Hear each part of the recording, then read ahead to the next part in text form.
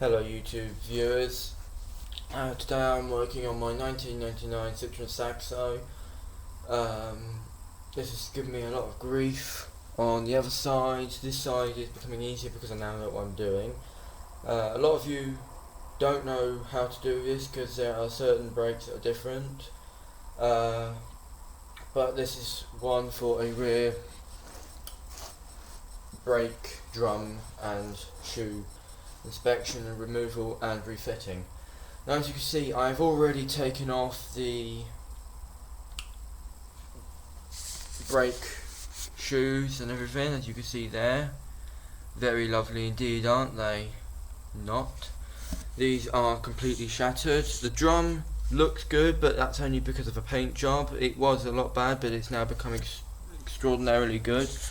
These will be all of the tools I'll be using, so as you can see, nothing even close to professional today. So this is something you can do simply at home. Now, as you can see, as I've already told you, the brake shoes are off, which is a simple case. When you take the brake drum, make sure you loosen the nut off of the hip point, otherwise you will not get it out that easy and you may damage the bearing of this little point here. Once you have taken that off, you want to pull the drum straight off. You might need a few taps to get it off because it might be stuck there. Once you have done that, then my advice to you would be to keep this little doobie, which is still in very good condition, inside of the brake drum where you found it, because it keeps it a lot safer. Now, as they say on all websites, this is the cylinder where the pistons are in. If I get any liquid in there, or any much of a liquid, then it will become extraordinarily dangerous because it will not break at its full capacity. So what I've got here is I've got a small latex glove. This is very professional indeed. You're just going to place that just over that, and basically you're probably going to want to hold it at some point, which is going to be there for me. Now this is only just for a quick precaution because I need to make sure that no liquid goes in there. And then what you want to do is it's not much, you just want to move your brakes, pads and shoes and everything that you've taken off so far just out of the way, just so you have enough room to put some brake cleaner on. This is a brand new bottle, so there's nothing wrong with it.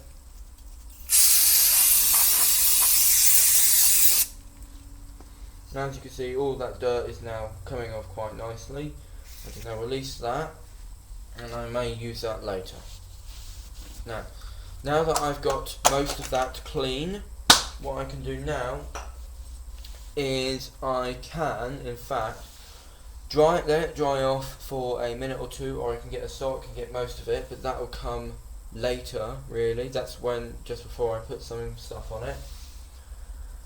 What you want to do first is you want to take a small brass, copper or normal steel wire, as I've got here, and basically all you want to do is you want to just go all the way around to here, getting the worst off as you can.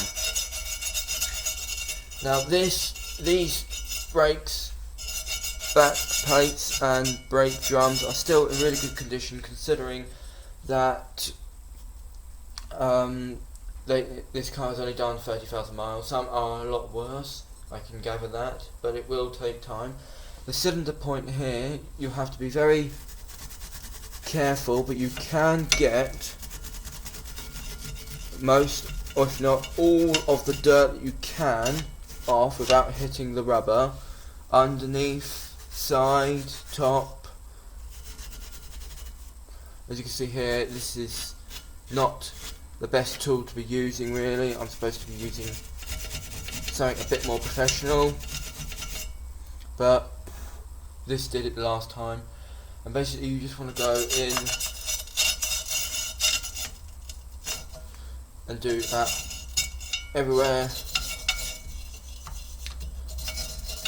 you can.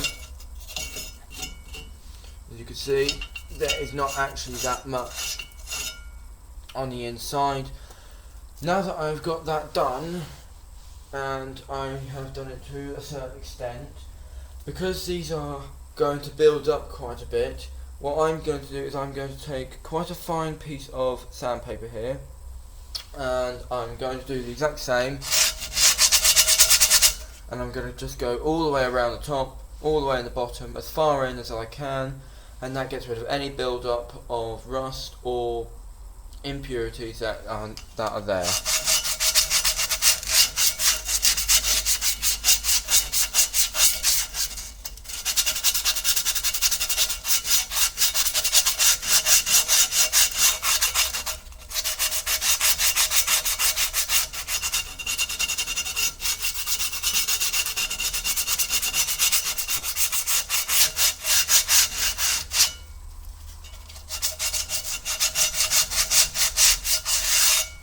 Now, when you do the inside, you have to be very careful that you do not catch these rubbers. Now, the best thing to do about this is to use the exact same latex glove if you can. If not, just get a new one.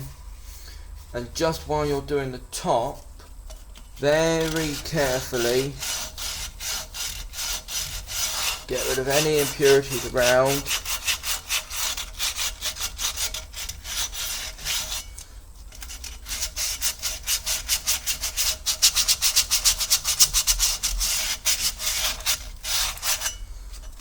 As you can see,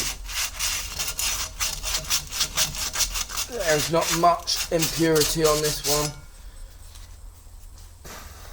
but that's it. So I'm just going to go quickly over here.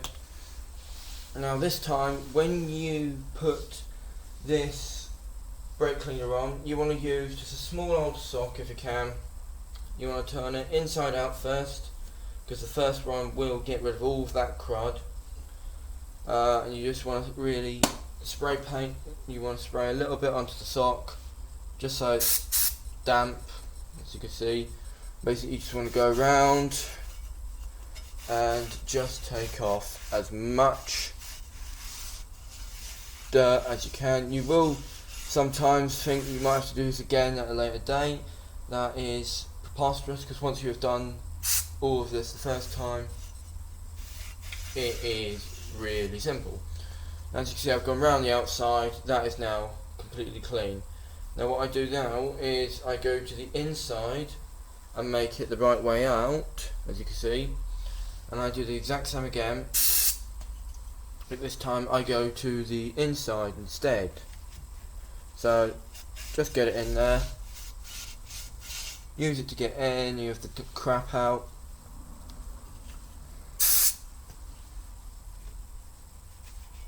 Now, I'm no professional mechanic. If you ask me for anything, I basically just found this out via my dad and a few websites, which were no help, and I wouldn't think they would be any help to anyone else. So what I did is I created this little video.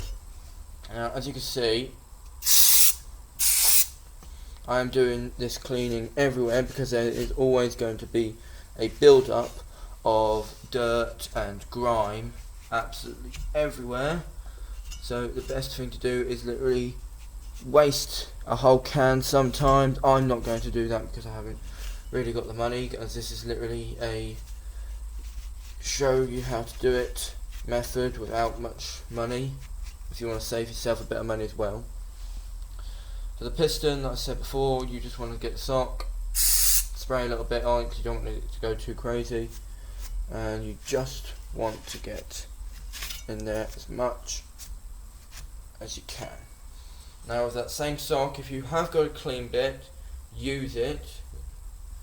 And basically you just want to put a tiny bit on there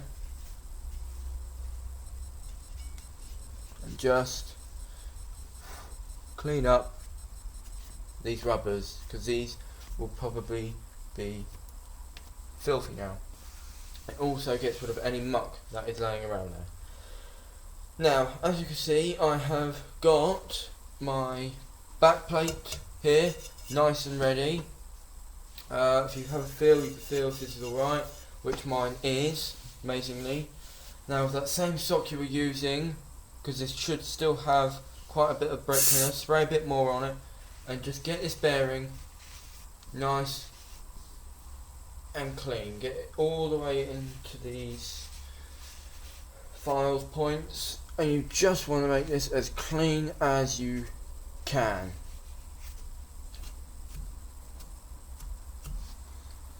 Right, so that is now nice and clean. Now after this next few couple steps, this is where this end of the part of the video will be coming to. Now as you can see, I've literally got nothing else to do here, but I could just put the brake shoes back on. However, the best thing to do really is to put some antioxidant rust stuff on it. Look, not bad. I'm not going to show you that because it's not allowed really, but I'm going to put some of that on just with a simple paintbrush. As you can see by here, simple, quite hard bristles because I've used it before.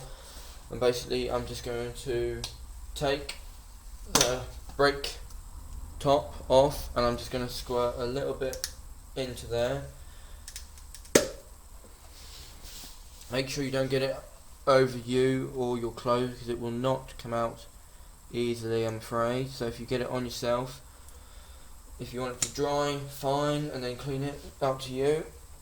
But best method would be to try and get it clean as soon as possible. So what you'll do is you'll literally not take too much, otherwise it will run. And basically you just want to give this whole back plate and sometimes brake drums. That's what I did before I painted it. And as you can see, mine just dripped a little bit, so I need to be more careful next time if I do this again. I did this to the front, but my front ones are disc brakes. I would have done a video for that really, but quite honest, there are a lot of videos with that on. I only put this video on because I could not find absolutely anything about these drum brakes. They were all different, which was quite annoying. You basically just want to keep putting some of this antioxidant rust stuff on it.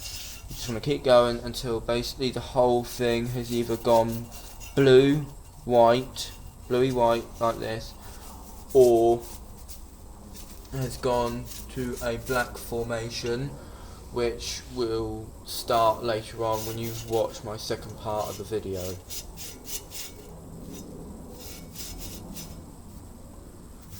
Now as you can see, I've just got a bit on the rubber. That's not a problem. Unless you are changing the whole cylinder, you do not really need to do this, but I am, because I don't really want to have too much of a fuss. So I'm just being very indelicate right now, and that is basically it. So now all I've got to do is I've just got to go around, make sure every bit is covered.